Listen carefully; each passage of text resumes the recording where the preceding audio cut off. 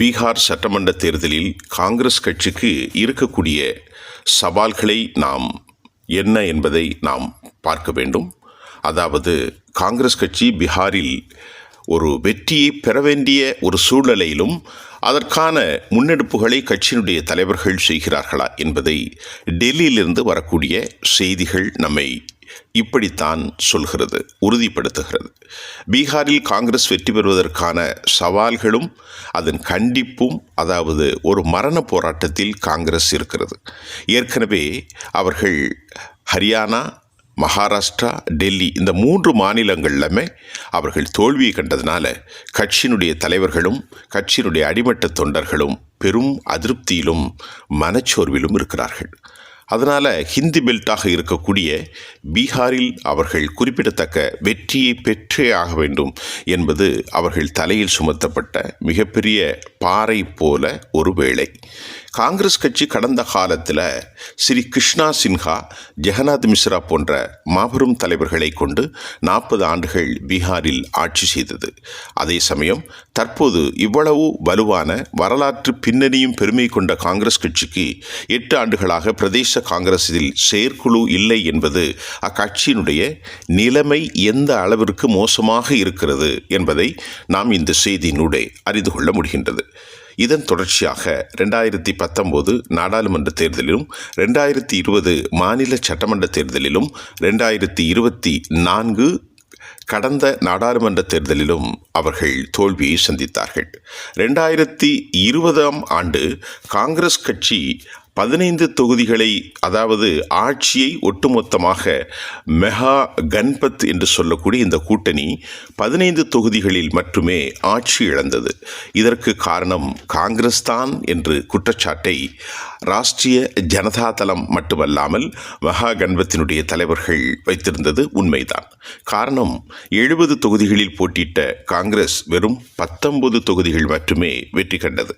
இதற்கு காரணம் காங்கிரஸ் இதுபோன்று கட்டமைப்புகள் இல்லாத சூழ்நிலையிலும் உறுதியற்ற நிலையிலும் தோல்வியை சந்தித்ததாக ஆர்ஜேடி கட்சியினுடைய தலைவர்கள் தேஜஸ்வி யாதவ் மற்றும் லாலு பிரசாத் யாதவ் அவர்கள் மனப்புழுக்கமாக இருக்கிறது. ஆகவே தற்போது இந்த சவாலை அவர்களுக்கு எதிர்கொள்ள கட்டமைப்பை உடனடியாக உறுதிப்படுத்த வேண்டும் என்பதுதான் அந்த மாநிலத்தின் அவர்களுக்கு இருக்கிற ஒரு மிக முக்கிய பிரச்சனை. ஒருவேளை அவர்கள் இந்த கட்டமைப்பை உறுதிப்படுத்த தவறினால் ஆர்ஜேடி அவர்களுக்கு முறையான அளவில் சீட் வழங்குவதற்கு சாத்தியமில்லை என்கின்றார்கள் டெல்லி அரசியல் ஆர்வலர்கள். எனவே பீகார் உடனடியாக செல்ல இருக்கிறார் என்பது மட்டுமல்லாமல் 2 முறை அக்கட்சியினுடைய தேசிய தலைவர் ராகுல் காந்தி அங்கே சென்றார். ஜனவரி 18ஆம் நாள் சம்ஜிதா சுரக்ஷா சம்மேளனத்தில் ராகுல் காந்தி கலந்து கொண்டார். அதனைத் தொடர்ந்து காங்கிரஸ் தலைவர்களையும் ராகுல் காந்தி சந்தித்து பேசி உற்சாகமூட்டினார். இது தம் கட்சியினுடைய பின்னடைவை சரி செய்வதற்காகவே அவருடைய முயற்சி. 2வது முறையாக பிப்ரவரி 5ஆம் தேதி அந்த மாநிலத்தில் இருக்கக்கூடிய பட்டியலின தலைவர் ஜெஹ்லா சௌத்ரியினுடைய பிறந்தநாள் கொண்டாட்டத்திலும் கூட திரு ராகுல் காந்தி கலந்து கொண்டார். அதே சமயம் காங்கிரஸ் கட்சியினுடைய பொறுப்பாளராக கிருஷ்ணா அல்லாவாரு என்பவரையும் கூட பீகாரில் உடனடியாக அவர்கள் நியமித்திருக்கிறார்கள். இந்த நிலையில் காங்கிரசுக்கு ஒரு வலுவான முகமாக ஒரு மாநில அளவிலே ஒரு தலைமை தேர்ந்தெடுக்கப்பட வேண்டும் என்ற ஒரு நிலையில் ஜவஹர்லால் யூனிவர்சிட்டியினுடைய முன்னாள் மாணவர் தலைவரும் தற்போது அகில இந்திய காங்கிரஸ் கட்சி மாணவர் பிரிவின் பொறுப்பாளராகவும் அந்த மாநிலத்தை சார்ந்தவர் திரு கன்ஹையா குமார் நியமிக்கப்பட்டிருக்கிறார். 2019 அவர் போட்டியிட்டு கம்யூனிஸ்ட் கட்சியின் சார்பில், அதாவது ஆதரவோடு அவர் தோல்வியை சந்தித்தார். அதற்கு பின்பு டெல்லியிலும் கடந்த நாடாளுமன்ற தேர்தலில் போட்டியிட்டு தோல்வியடைந்த கன்ஹையா குமார் தற்போது சொந்த மாநிலத்தில் காங்கிரஸ் கட்சியினுடைய வேட்பாளராக, பொறுப்பாளராக, அதாவது சொல்லப்போனால் மிக முக்கிய போட்டியில் அவர் இருக்கிறார் என்பதே உண்மை. இதற்கு என்ன காரணம் என்றால் காங்கிரஸ் கட்சியினுடைய தொய்வை நீக்குவதற்கும் அதிக தொகுதிகளில் வெற்றி பெறுவதற்கும் கன்ஹையா குமாரை காங்கிரசினுடைய தேசிய தலைமை நியமித்திருக்கிறது. இந்த நேரத்தில் காங்கிரஸ் கட்சி இருக்கக்கூடிய வழக்கமான மோதல்கள், முரண்கள் தற்போது கன்னியாகுமரியினுடைய வருகையின் மூலம் உறுதி செய்யப்பட்டிருக்கிறது. கன்னியாகுமார் யாத்திரைகளை மேற்கொண்டு, அதாவது பீகாரில் இளைஞர்களை திருப்பி தம் கட்சிக்கு வலுவேற்றுவதற்கு அவர் முயற்சிக்கிறார். ஆனால் பீகாரின் நிலைமையோ தலைகீழாக இருக்கின்றது. காரணம், தேசியத்தின் தலைவர்கள் தேர்ந்தெடுக்கப்பட்ட கன்னியாகுமரியை விட மாநிலத்தில் மூத்த தலைவர்கள் பல ஆண்டுகளாக பாடுபட்டு கொண்டிருக்கிற போது அவர்களை விடுத்து இளம் வயதான கன்னியாகுமரை மாநில காங்கிரஸ் கட்சியின் தலைமை பொறுப்புக்கு, மிக முக்கிய பொறுப்புக்கு நியமிப்பது அவர்களுக்குள் புழக்கத்தையும், அதாவது பதபதைப்பையும் முணுமுணுப்பையும் ஏற்படுத்தி இருக்கிறது. இதன் மூலமாக காங்கிரஸ் கட்சிக்கு ஒரு பின்னடைவு என்னவென்றால், ஏற்கனவே ஹரியானாவில் வெற்றி வாய்ப்பு கிடைத்தே தீரும் என்று சொன்ன நிலையில் புபேந்தர சிங் மற்றும் குமாரி செல்சா குமாரியினுடைய இந்த மோதல்கள் கட்சியை மிகப்பெரிய தோல்வியில் சந்தித்தது. அதை போன்று இங்கும் அதுபோன்ற ஒரு நிலை உருவாகிவிடுமோ என காங்கிரஸ் கட்சியை தாண்டி அரசியல் விமர்சகர்கள் தங்கள் ஆதங்கத்தை வெளிப்படுத்தி வருகிறார்கள். ஆனால் ஆர்ஜேடி இதை உன்னிப்பாக கவனித்து வருகின்றது.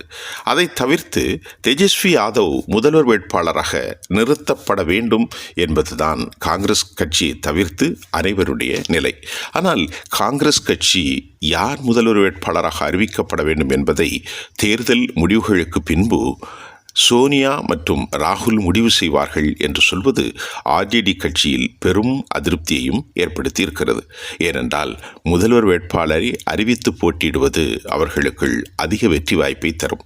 உதாரணமாக மகாராஷ்டிராவில் அகாடி, அதாவது உத்தவ் தாக்கரே சரத்பவார் காங்கிரசுக்கு இடையிலே ஒரு மோதல் ஏற்பட்டதால் முதல்வர் வேட்பாளரை அவர்கள் அறிவிக்கவில்லை. இதுவும் தோல்விக்கு ஒரு காரணமாக சொல்லப்பட்டது. அதே சமயம் பீகாரில் தேஜஸ்வி யாதவை முன்னிலைப்படுத்தி காங்கிரஸ் அவர்களோடு இணைந்து, ஏனென்றால் காங்கிரஸ் கட்சிக்கு ஆர்ஜேடியை தவிர இணைந்து போட்டியிடுவதற்கு வேறு வழி இல்லை. ஆகவே கடந்த கால பெருமைகளை எல்லாம் மறந்து தங்களது இந்தியா கூட்டணியை வலுப்படுத்தும் நோக்கில் ஆர்ஜேடியோடு கைகோர்த்து தேஜஸ்வியை மாநிலத்தினுடைய முதல்வராக அறிவிப்பு செய்து பயணத்தை காங்கிரஸ் தொடர வேண்டும் என்பதுதான் காலத்தின் கட்டாயம். இதில் ஒற்றுமையோடு கண்ணையாவினுடைய வெற்றிக்கு அவருடைய தலைமையை காங்கிரஸ் கட்சி ஏற்றுக்கொண்டு குழப்பங்கள், கோஷ்டி பூசல்களை எல்லாம் மழுங்கடிக்க செய்தால் நிச்சயமாக இந்த முறை ஆட்சி மாறலாம். ஏனென்றால் நிதிஷ்குமார் அவர்களுக்கும் அந்த கட்சியினுடைய பிஜேபிக்கும் இடையிலே உரசல்கள், மோதல்கள், முட்டல்கள் இருக்கின்றது. இருந்தபோதிலும் பாரதிய ஜனதாவினுடைய தேசிய தலைமை நிதிஷ்குமாரை முதல்வர் வேட்பாளராக அறிவிப்பு செய்திருக்கிற நிலையில் தற்போது இதை சாதகமாக காங்கிரஸ் எப்படி பயன்படுத்தப் போகிறது என்பதை பொறுத்திருந்தே பார்க்க வேண்டும். இது டெல்லியின் செய்தியிலிருந்து உங்களுக்காக.